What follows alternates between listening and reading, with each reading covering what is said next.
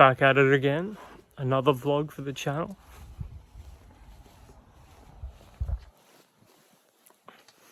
I feel like this is sort of the regular location for the vlog. I just sit out here by the tree, by the mailbox and all of that, and just have a chat. I feel like lockdowns kind of turn us all into philosophers in a way, you know? You sort of develop your own theories and ideas and opinions about what's going on in the world, and you sort of learn to become intimate with yourself in the sense that, you know, you're more focusing on how you're acting throughout the day, how you're thinking throughout the day, things like that. And you don't really do that in everyday life. You don't just go outside and think to yourself, oh, you know, I'm having all of these thoughts and feelings about X or Y or Z. Lockdown's different. You're with yourself, maybe a couple family members, maybe a partner. You've got all of this time to just think. And yeah, you can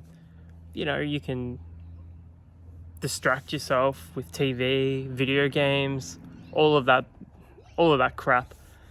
But at the end of the day, you really find out about yourself in these situations.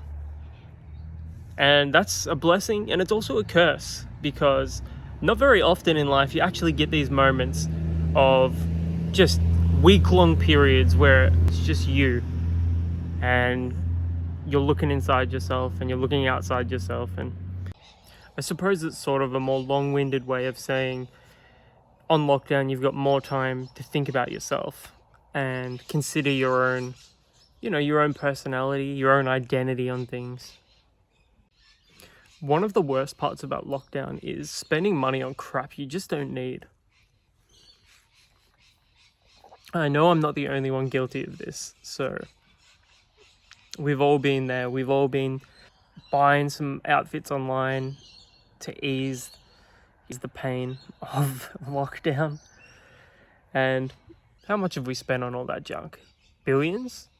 Probably, it's pretty safe to say. Easily billions of dollars on just outfits we're never going to wear, or to placate ourselves, to give ourselves like that dopamine fix, that serotonin fix, you know, 5 minutes of happiness in an otherwise completely bleak situation. I mean, it's not all bleak. As I was saying before, you're doing a lot of introspection on lockdown. You're doing a lot of thinking, a lot of self-discovery. So it's not all wasted time or bleakness, but I feel like it's super easy to fall in the trap of spending money to make yourself happy in these situations. And, you know, if you can avoid that trap, you're doing all right. Another thing to avoid during lockdown and these sorts of situations is being unnecessarily cruel towards people. I'll be the first to admit that sometimes these sorts of situations can bring out an anger in you, not towards like your family members or anything terrible like that. I just mean you can be terrible to people online that you've like never met before. It's so easy to just be cruel to people, and it's so goddamn unnecessary. Just think about it this way. How much better would the world be if we acted towards people in our first impression with, you know, love, kindness, and generosity, instead of violence, fear, suspicion, hatred? If only we could apply that sort of mentality to the world. Maybe we wouldn't even be in this position.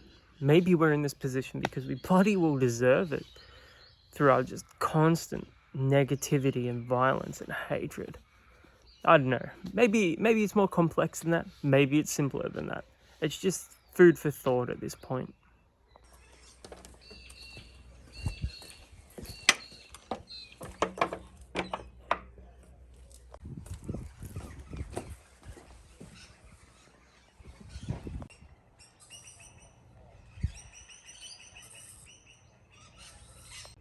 I guess all we can do is try to not take what we've got for granted. Doesn't matter what you have, how much you have, who you share it with, whatever. The key is to not take it all for granted, because it could be taken away from you at any moment. And I try and carry myself and live life without taking anything like that for granted.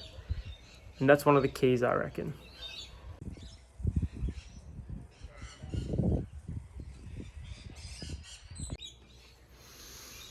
fact of the matter here is that I could throw innumerable platitudes at you. And yeah, some of them might apply to your life, but the key for all of this is just don't take shit for granted.